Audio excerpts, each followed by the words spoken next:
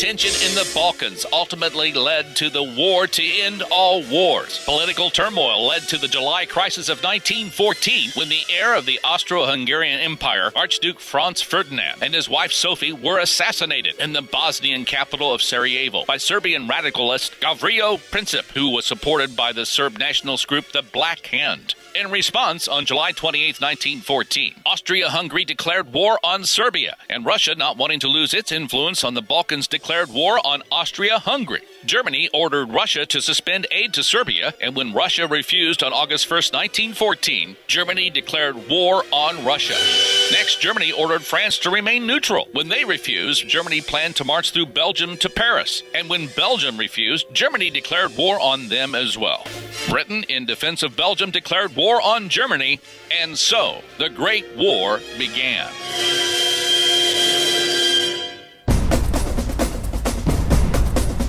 France, Britain, and Russia became the Allied forces, while Germany and Austria-Hungary became the Central Powers. Now, it wouldn't be until 1917 that America joined the conflict. The majority of German forces were sent to France in an attempt to encircle Paris and put them out of the war. By September 1914, both Germans and the French, defending their home, met in a stalemate and dug trenches to fight from. They would fight in these trenches for the next 4 years. The only way to advance in trench warfare was leaving the trench and going across no man's land, the area between enemy and friendly trenches, to overtake enemy trenches. Many men were lost attempting to cross no man's land.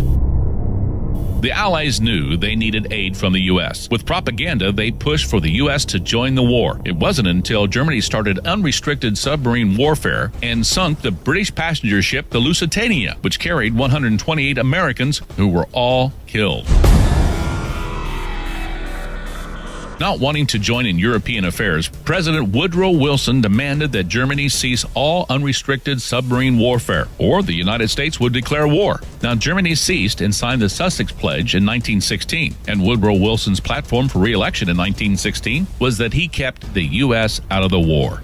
In early 1917, though, British intelligence intercepted a telegram for the German ambassador in Mexico, offering him alliance with Mexico, in which they could attack America and reclaim the land in the southwest United States, once owned by Mexico. This was soon leaked to the press and was mass published. Outraged by British wiretapping, Germany resumed their unrestricted submarine warfare, and on April 6, 1917, the United States declared war.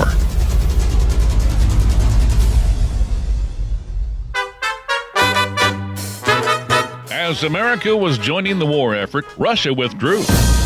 A revolution led by communist Bolsheviks was taking over the Russia imperial government. Bolshevik leader Vladimir Lenin signed a treaty with Germany on March 3, 1918, so he could focus on dealing with civil war in his own country. With Russia gone, Germany was able to send troops west to meet the Americans. Fighting in the west continued another year before the Allies began to push the Germans back. Finally, after over 4 years of war and millions of deaths, on November 11, 1918, an armistice was agreed upon. For the next several months, diplomats debated on what should be done with Germany, and eventually the Treaty of Versailles was made. Germany was not involved with any of the peace talks and was forced to accept blame for the war and pay millions in reparations, causing their economy to collapse.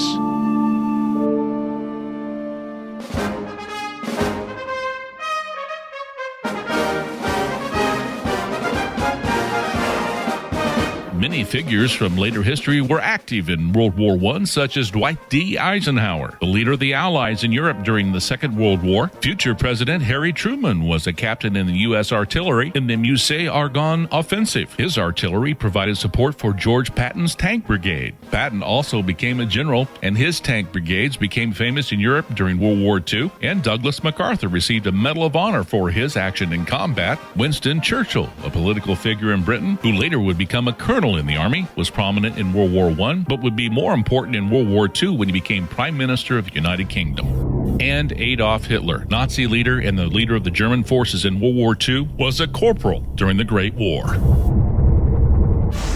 There were many advancements in weaponry during World War I. The British were the first to convert weapons called land boats, but were renamed tanks to make them sound like tanks of water and not weapons. These were completely new to the world and would have been even more devastating if they were able to climb the trench terrain. Along with tanks, airplanes also made their way to the battlefield and even helped shape some of the most well-known aviators, such as German's Manfred von Richthofen, also known as the Red Baron, and America's ace, Eddie Rickenbacker. General John Blackjack Pershing was the American military commander during World War I in Europe. He was regarded as a mentor by the generation of American generals who led the U.S. Army in Europe in World War II, including Dwight Eisenhower, George Marshall, Omar Bradley, and George Patton.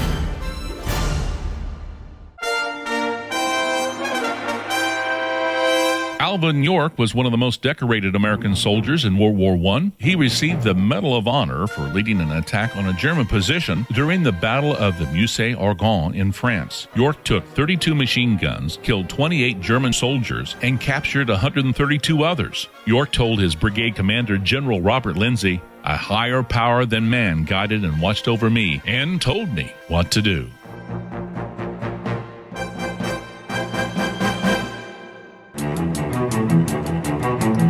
The advancement that changed combat the most was the American-made weapon, the machine gun. The British originally rejected the idea, but the Germans saw its potential and invested heavily in them. Machine guns became more accepted as the war went on due to their ability to fire hundreds of rounds per minute, making it one of the most deadly killers of the war, mainly due to the infantry charge tactics of both sides. While the machine gun was a huge cause of the death toll in World War I, the Spanish flu actually killed more than any gun did. The Spanish flu killed 3% of the world's population, which comes out to be about 50 million people killed by the virus.